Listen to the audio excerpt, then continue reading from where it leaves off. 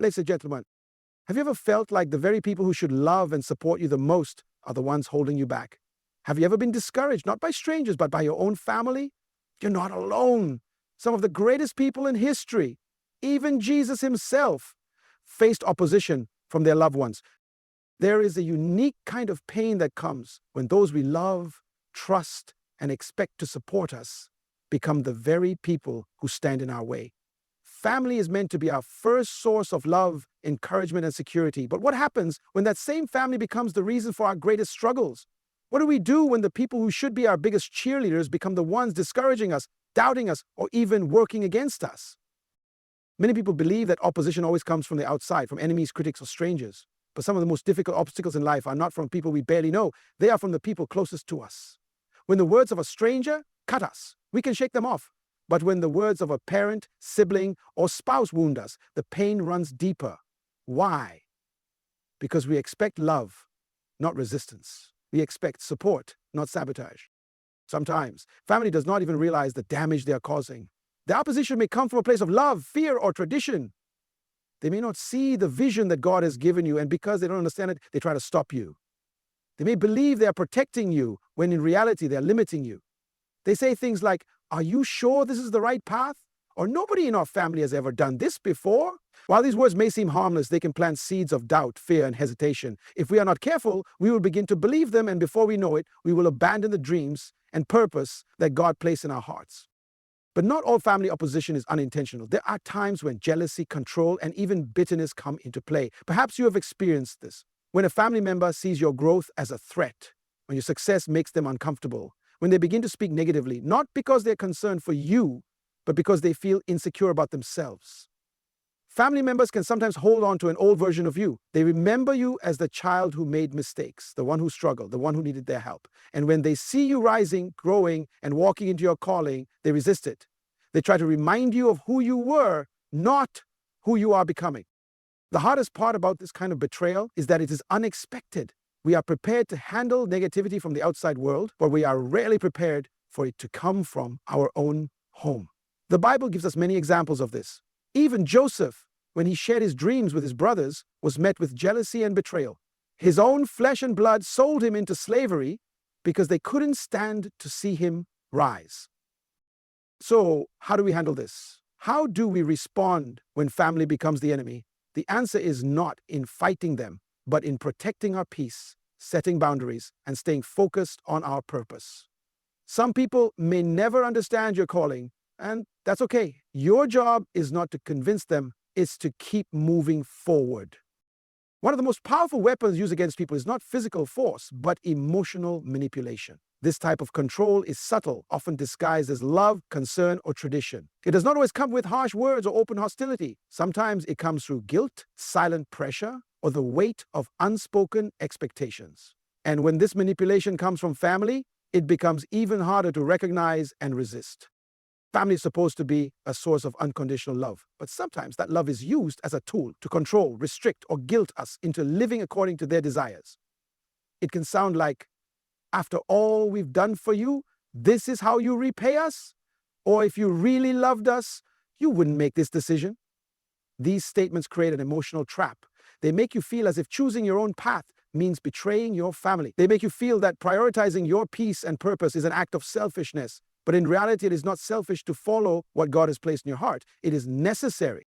Many people remain trapped in unhealthy family dynamics because of manipulation disguised as duty. They stay in toxic environments, accept disrespect, and sacrifice their dreams out of fear of disappointing their loved ones. They are afraid of being labeled as ungrateful or rebellious. But true love does not manipulate. True love does not use guilt as a change. Love empowers. It does not enslave. If someone truly loves you, they will want to see you thrive, even if it means you must walk a path they do not understand.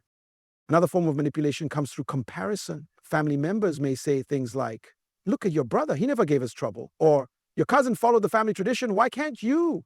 This kind of pressure makes people feel as if their worth is measured by how well they conform to expectations. It causes them to live in the shadow of others instead of embracing their own unique calling. But God did not create copies, He created individuals with distinct purposes. Trying to force someone into a mold they were never meant to fit is not love, it is control.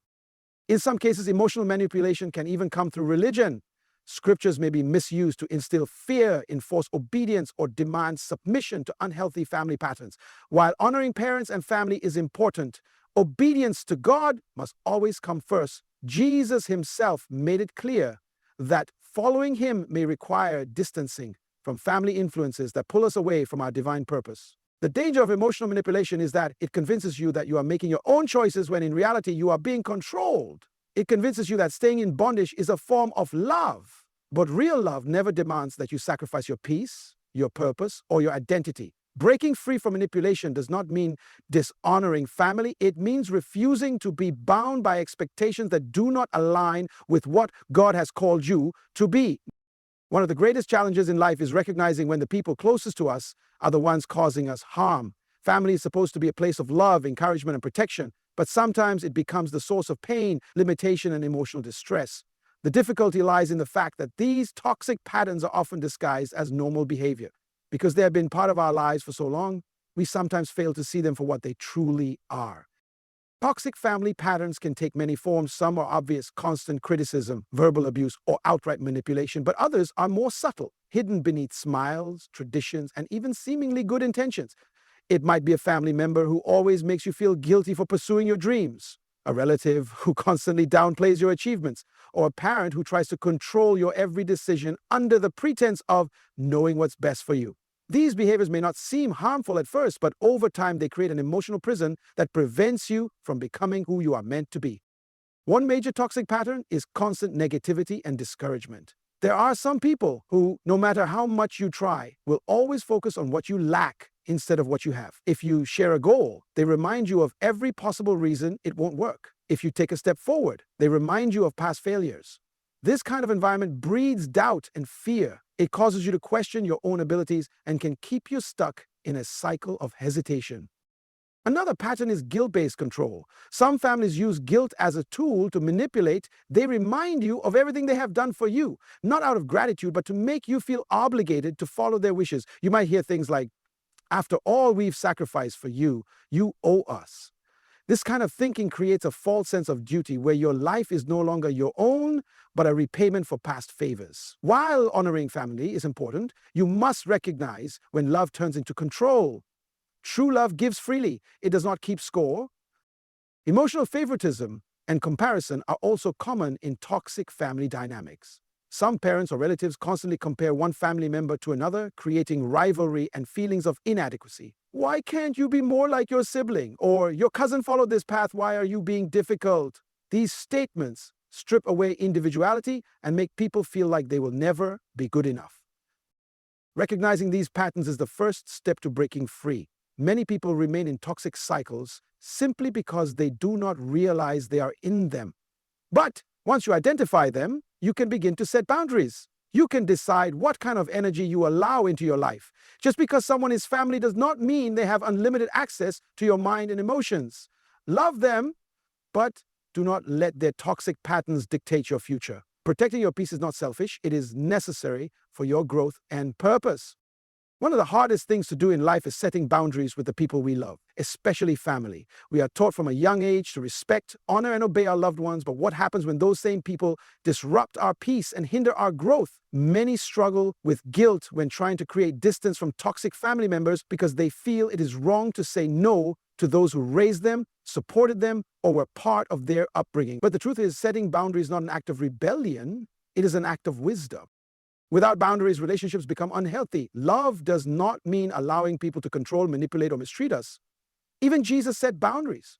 He loved everyone, but he did not allow everyone into his inner circle. He walked away from those who doubted his calling. He distanced himself when necessary. He understood that not everyone deserves unrestricted access to your life. Boundaries are important because they define what you will and will not allow in your life. If a family member constantly disrespects you, speaks negatively about your dreams, or pressures you into living according to their expectations, you have the right to set limits. You have the right to say, "I love you, but I will not allow this behavior to continue." This is not a sign of disrespect. It is a sign of self-respect. One of the biggest struggles people face when setting boundaries is the fear of hurting others. They worry that if they distance themselves, their family will be offended, angry, or disappointed. But consider this. If someone truly loves you, they will respect your boundaries. If they become angry because you are protecting your peace, it means they were benefiting from your lack of boundaries in the first place. Boundaries are not just about physical distance, they are also about emotional and mental protection. Sometimes, family members do not need to be removed from your life completely, but their influence over you needs to be limited. If you have a relative who constantly criticizes your dreams, maybe you stop sharing your plans with them. If you have a family member who drains your energy with negativity, maybe you reduce the time spent around them. These small but powerful adjustments can make a huge difference in your mental and emotional well-being.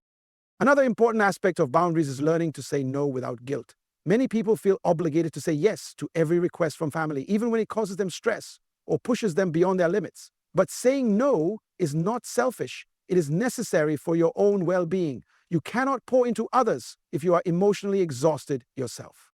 At the end of the day, boundaries are about protecting your peace, your purpose, and your emotional health. Love your family, but do not let that love come at the cost of your sanity. True relationships are built on respect. And if someone cannot respect your boundaries, it may be time to reconsider their role in your life. One of the greatest challenges in life is remaining committed to your purpose when those closest to you do not understand, support, or believe in it. It is natural to seek validation from family. After all, these are the people who have known us the longest, who have seen us grow, and who we expect to encourage us. But what happens when our own family becomes the source of doubt, resistance, or even direct opposition to our calling? Many people abandon their purpose because they feel the pressure to conform to family expectations. They sacrifice their dreams to avoid disappointing their parents, siblings, or relatives. They choose the safe route instead of the path that truly aligns with what God has placed in their hearts. But here's the truth. Your purpose is not up for negotiation. It was not given to your family. It was given to you. And if God called you, it does not require their approval. Even Jesus faced resistance from his own family. His brothers did not believe in him, John 7:05. And at one point, his family tried to stop his ministry, thinking he had lost his mind, Mark 3:21. If even Christ, the Son of God, was doubted by those closest to him, why should we expect our journey to be any different? This is a reminder that sometimes the people who know your past cannot comprehend your future. They see you as who you were, not who you are becoming. But their lack of understanding does not change your calling. One of the biggest distractions in life is the need for approval. Many people spend their whole lives trying to gain the acceptance of family members who may never give it. They allow the opinions of others to dictate their choices, delaying or even abandoning their divine assignment. But true purpose requires focus. It requires a willingness to move forward, even when those around you do not see the vision. Staying true to your purpose means learning to stand firm in your calling, even in the face of doubt, criticism, or rejection. It means trusting that God's plan for your life is bigger than the opinions of others. It means refusing to let fear of disapproval keep you from walking in obedience. Some of the most successful people in history were once doubted, ridiculed, or told they would never make it. But they pressed forward not because they had universal support, but because they believed in the mission placed inside of them. This does not mean you must cut off your family or ignore their concerns. It simply means you must not allow their doubts to override what you know God has called you to do. Love them, respect them, but do not let them derail you. Your purpose is too important. Keep moving forward, keep trusting God, and remember, those who are meant to support you will, and those who do not are not necessary for where you are going. Peace is one of the most valuable things you can have in life. It is not just the absence of conflict, but the presence of clarity, joy, and spiritual alignment. Yet, one of the biggest threats to peace often comes from the people closest to us. Family. When family members bring negativity, criticism, manipulation, or unnecessary drama into our lives, our peace is constantly under attack. The problem is that many people feel obligated to tolerate these disruptions because it's family. They endure stress, anxiety, and emotional exhaustion because they believe it is their duty to keep everyone happy. But protecting your peace is not selfish. It is necessary for your well-being and purpose. One of the most important ways to protect your peace is by controlling what you allow into your mind and heart. Family members may say hurtful things, try to discourage you, or remind you of your past mistakes. If you are not careful, their words can take root in your spirit and create doubt, fear, or insecurity. You must guard yourself against this by choosing what you accept. Just because someone says something about you does not mean it is true. Their opinions are not God's truth. Their doubts do not define your destiny. The Bible says to guard your heart, for everything you do flows from it. Proverbs 4:23. This means you must be intentional about what you absorb and what you reject. Another key to protecting your peace is limiting your exposure to toxic energy. Some people believe that because someone is family, they must endure constant negativity from them. But the reality is, you do not have to entertain every conversation, attend every family gathering, or engage in every argument. It is okay to love people from a distance. It is okay to reduce contact with those who bring unnecessary stress into your life. Setting boundaries is not an act of rebellion. It is an act of wisdom. You cannot grow spiritually, emotionally, and mentally if you are constantly surrounded by chaos. Learning to let go of guilt is another crucial step. Many people feel guilty when they choose peace over toxic family dynamics. They worry about being seen as selfish or ungrateful. But true peace requires letting go of the need to please everyone. You are not responsible for fixing broken family patterns, carrying burdens that are not yours, or staying in situations that drain your spirit. Some relationships may need healing, but others may require distance. You can pray for your family, love them, and still protect your own well-being. Finally, keep your focus on God's purpose for your life. When you're constantly stressed or emotionally drained, it becomes harder to hear God's voice. Peace creates the space for clarity, wisdom, and spiritual growth. Do not allow family drama, negativity, or pressure to pull you away from what God has called you to do. Protect your peace, guard your heart, and stay focused on your purpose. Not everyone will understand your journey, and that's okay. Your destiny is not dependent on their approval, but on God's plan. At some point in life, we all face the painful reality that not everyone, including family, will support our journey. The people we expect to love and uplift us may become the very ones who discourage, manipulate, or oppose us. This is not always because they wish to harm us, but because they do not understand the calling on our lives. They may be speaking from fear, tradition, or their own limitations. But the truth remains, your purpose is not dependent on their approval. You must recognize the signs when family becomes a barrier to your growth. Whether through emotional manipulation, toxic patterns, or constant negativity, you must protect your peace by setting boundaries. Boundaries are not acts of disrespect, but acts of wisdom. They allow you to love people while preserving your mental, emotional, and spiritual well-being. Staying true to your calling requires courage. It means letting go of the need to explain yourself to those who refuse to understand. It means choosing to walk by faith, even when family tries to hold you back. It means trusting that God's plan is greater than their expectations. Even Jesus was rejected by his own, yet he fulfilled his purpose. So can you.